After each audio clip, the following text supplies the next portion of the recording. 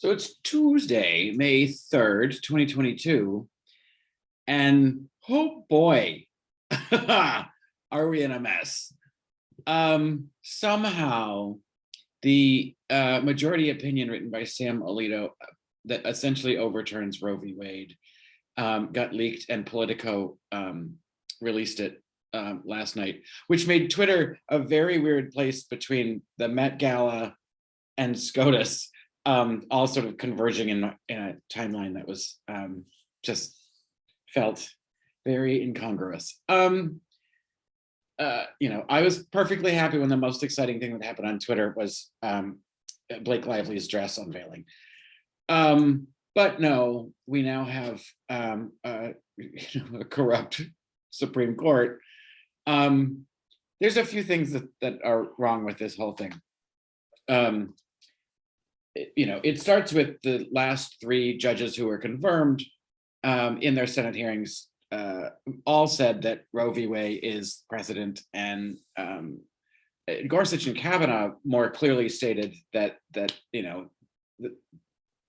there was no viability for overturning that rule.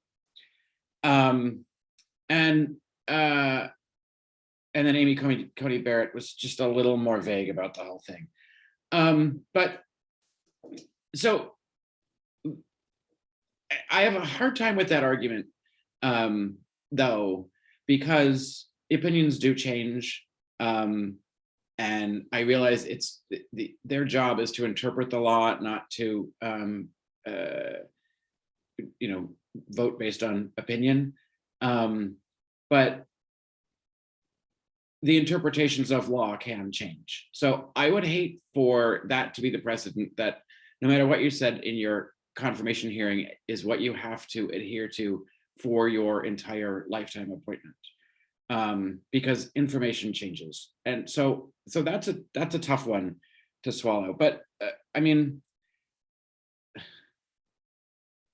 the thing that's really frustrating is that 5 of the conservative judges were appointed by presidents who did not win the popular vote. And they were confirmed by Senates who represent a Senate majority that represent a minority of the people. So this is where, SCOTUS is the third arm of the government, has now shifted into a political realm, because of the way it's constructed and the way that the parties in power have manipulated the structure of the court. It's now become a political entity when it was never supposed to be. So that's a problem. We've been watching that happen for several years. Very clearly, when Mitch McConnell wouldn't let Obama fill the vacancy in the last year of his presidency. So there's that. And then there's the whole leak. And I know that, everybody's all up in arms about the Republicans only want to talk about the leak and not the actual content of what was leaked. But the leak is significant. The fact that the majority opinion was released in a draft form, that's never happened. We usually get some sort of inklings about the way things are going to go somewhere around the announcement time, but not this early, because I don't think this was supposed to be expected to actually release their verdict until, I think, June. So, was it someone, who leans liberal, who leaked it in order to create the outrage, perhaps hoping that there would be some sort of shift in the votes based on the public response to it, which definitely puts SCOTUS right in the middle of political territory? Or was it someone on the conservative side of things that released it, knowing that the blame would get put on the on the left? Some lefty screwed over SCOTUS um, and sort of solidifying that vote. If they saw that from draft to now that justices were rethinking where they were going to go with this, because there is no final vote until it's closer to the end, when they're not done with this case. So they do, during draft, have the opportunity to change the language of the opinions and actually, come down on the other side of wherever they had landed after their initial discussion and the initial case hearing. So it could have been someone who was seeing that justices were flipping, and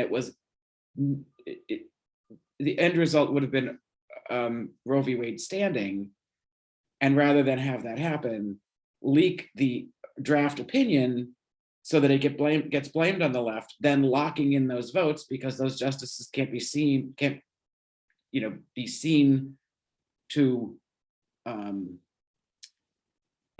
be swayed by public opinion. So then sort of forcing that original vote to stand. So it could be either way. My inclination is more of the latter, because I think that the GOP is a lot slimier, and I just don't think that anyone could be that stupid as to think that by leaking that draft opinion you would change a justice's mind. But John Roberts, Chief Justice Roberts, has called for an investigation on this leak, which is likely the right thing to do. It'll be interesting to see if they ever find it. My guess is they will not have that case solved. Definitely not before the final verdict is released, and probably not before midterms. If it ends up being it was somehow from a conservative, we won't know about that. But it's interesting that he opened an investigation on that, but refused to open an investigation on all of the 70 million things that Kavanaugh did wrong. Who paid off his loans? Who paid for his country club dues? And he didn't investigate Clarence Thomas and his wife and their connection to January 6th. So, as sort of moderate as he has been, sort of a middle judge, even though appointed by George W. Bush, he's clearly favoring the conservative side of things here. So that leaves us with Congress, and whether or not Congress will codify Roe into law, so that even if the opinion changes in SCOTUS, we have a federal law on the books that keeps abortion safe and legal federally. And Schumer is vowing that he's going to call a vote on it. Manchin has already said that he will not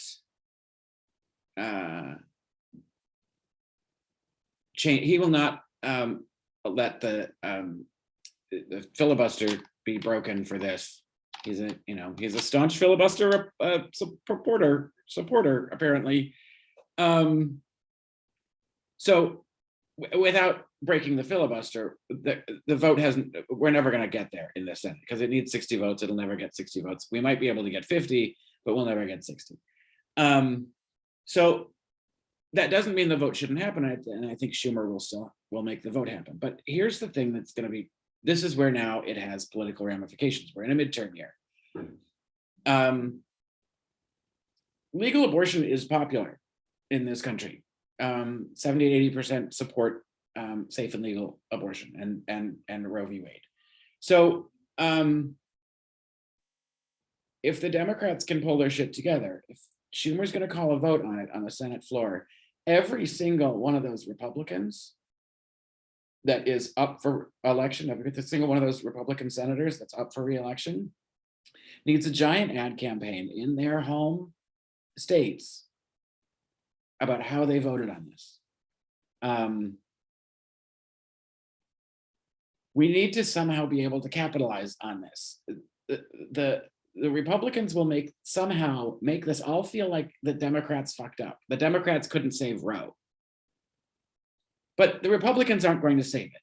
So, you know, that needs to be the argument. The Republicans refused to save your right to a safe abortion, and you know, none of the Republican politicians want to talk about it right now. They want to talk about the leak. They don't want to talk about the content of it. I don't really understand why Republicans are so afraid of it.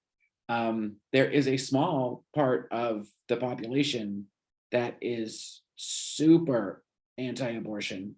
I refuse to call them pro-choice because I'm not pro-choice. I refuse to call them pro-life because they are usually the same people that want to keep the Second Amendment and don't really give a shit about mass shootings.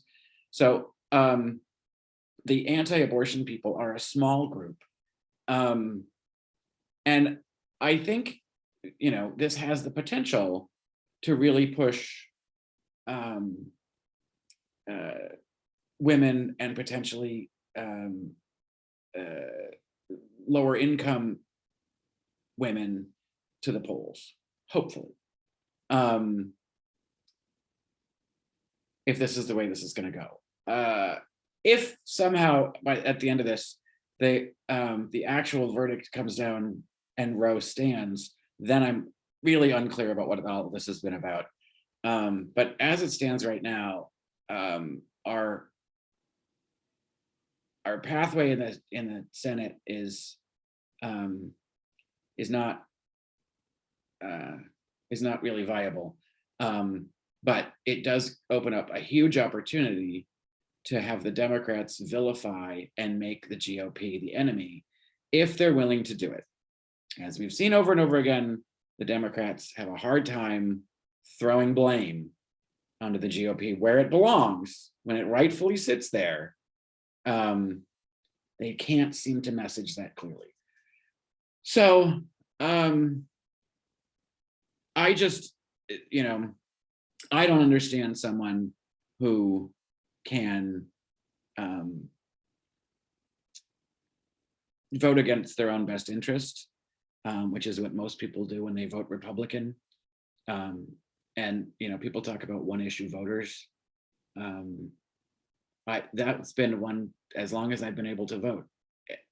It just, to me, if you, as a politician, as someone who represents the people, can't support someone's right to choose what to do with their own body and their own health, we have a fundamental shift about, or a disagreement about what government should and should not be doing. You know, for me, that's a non-starter.